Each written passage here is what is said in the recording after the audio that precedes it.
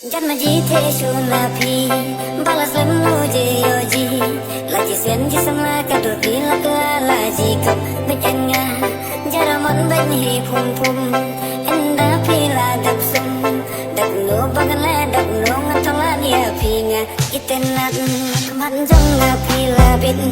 pinglong kum kenarit mentah pinga kuapan ai la jinggi pilong kum sentiu bape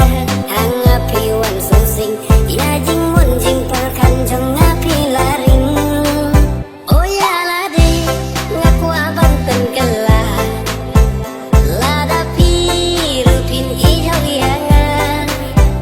jing sarung nganino kan bala panten hun penkemen ya pinga tua